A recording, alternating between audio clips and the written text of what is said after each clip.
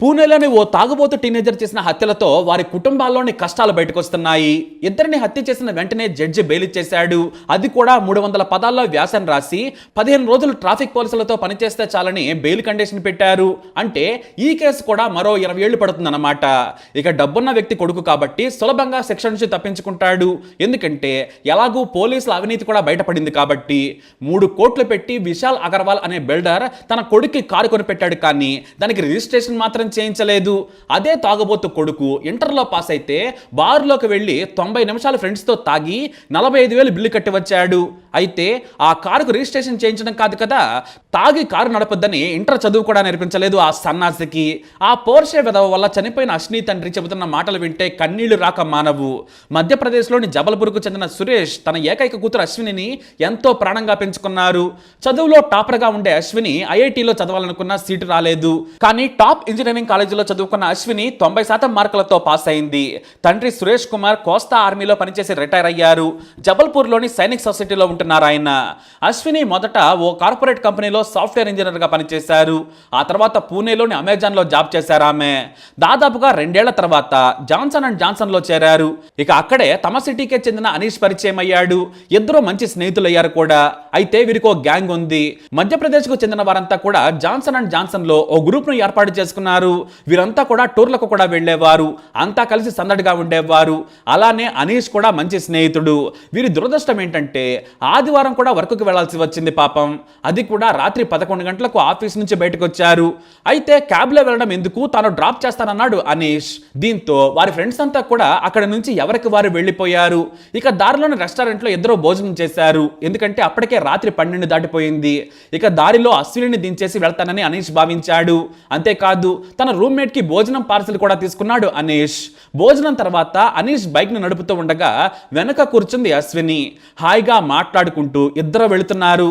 కానీ అప్పుడే వేదాంత్ అగర్వాల్ అనే ఓ తాగుబోతు టీనేజర్ 3 కోట్ల విలువ చేసే పోర్షే కారుతో గంటకు 150 కిలోమీటర్లకు పైగా వేగంతో వచ్చి దారుణంగా వీరిని ఢీకొట్టాడు.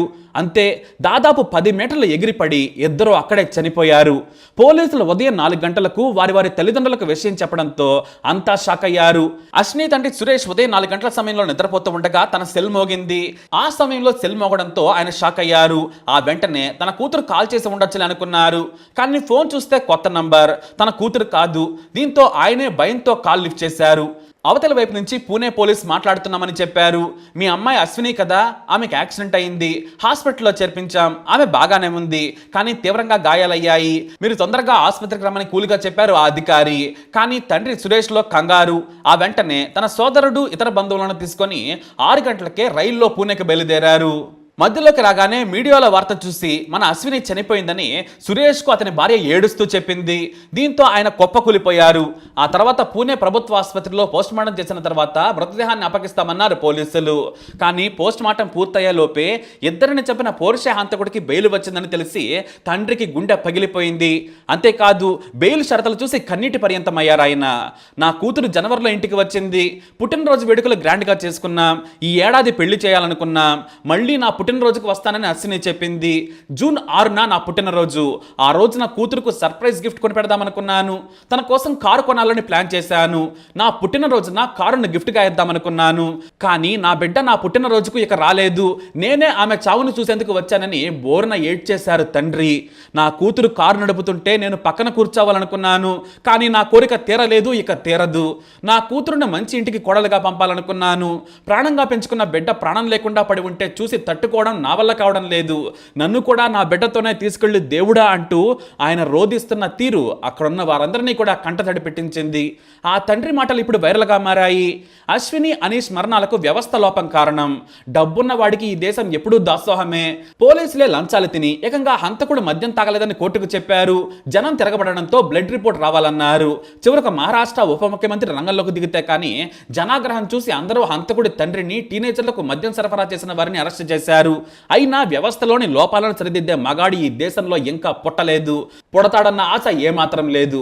వీరిద్దరికీ కనీసం న్యాయం జరిగితే వారి కుటుంబాలు కొంతవరకైనా సంతోషిస్తాయి. జనం కూడా న్యాయ వ్యవస్థపై నమ్మకం పెంచుకుంటారు. కానీ ఇప్పటి వరకు జరిగిన ఘటనలతో జనాలకు దేశ వ్యవస్థల మీద నమ్మకం సన్నగిలింది. ఇప్పుడు ఆశలైపోయింది. మరి ఇలాంటి వారిని ఏం చేయాలి? మీ అభిప్రాయాన్ని కమెంట్ ద్వారా తెలియజేయండి. ఈ వీడియో అప్డేట్స్ కోసం మై ఛానల్ ఫాలో అవ్వండి.